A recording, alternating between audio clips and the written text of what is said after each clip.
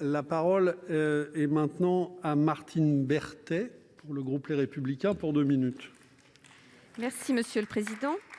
Monsieur le Ministre, mes chers collègues, nous l'avons tous constaté dans nos territoires dès février 2020, le déploiement des masques et autres équipements de protection individuelle a cruellement péché dans leur distribution aux professionnels de santé de ville.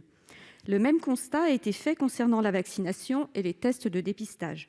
Ces derniers n'ont pu se faire de façon massive que grâce à l'intervention des collectivités locales. Le manque d'anticipation constaté, les difficultés logistiques, l'absence de prise en compte du secteur de ville ont mis en évidence la nécessité d'une territorialisation de la prise en charge sanitaire de nos concitoyens. Elle est attendue de tous, élus et professionnels de santé dans nos territoires. Les rapporteurs ont ainsi fait plusieurs propositions concernant la gouvernance des ARS, le redéploiement de moyens humains et financiers vers leurs délégations départementales, auxquelles doivent être attribuées des compétences propres, comme celle du lien avec les élus locaux. Par ailleurs, la loi de nouvelle organisation de la santé de juin 2019 a créé les communautés professionnelles territoriales de santé, qui ont pour rôle de coordonner les professionnels d'un même territoire souhaitant s'organiser autour d'un problème de santé. Or, malgré un objectif fixé de 1 000 CPTS en 2022, très peu ont déjà été mis en place. Si je me réfère à ce qui se passe dans mon département, les ARS ne semblent pas avoir été investies de cette mission. Quant aux quelques CPTS existantes, elles n'auraient pas été sollicitées dans la gestion de la crise et ne le sont toujours pas pour la vaccination anti-Covid. Pourtant, ces CPTS pourraient répondre à une organisation fine du dernier kilomètre. Elles pourraient également permettre la déclinaison à l'échelon local d'un plan pandémie coordonné avec les élus des collectivités territoriales sous la responsabilité du délégué départemental de l'ARS, comme cela est souhaité dans le rapport. Aussi, Monsieur le Ministre, qu'en est-il de la mise en œuvre de cette territorialisation de la santé attendue de tous, notamment via les CPTS et les délégations départementales des ARS ?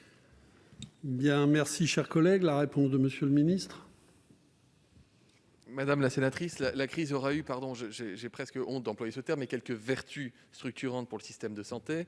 C'est l'accélération de la télémédecine. On est passé de 10 000 téléconsultations à 1 million de téléconsultations par semaine.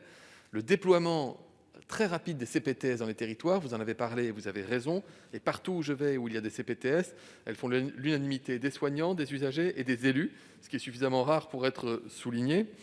La crise a vu aussi le déploiement des SAS, les services d'accès aux soins. Il y a 22 projets que j'ai sélectionnés, que mon ministère a sélectionnés et qui sont en train de se développer pour les soins non programmés.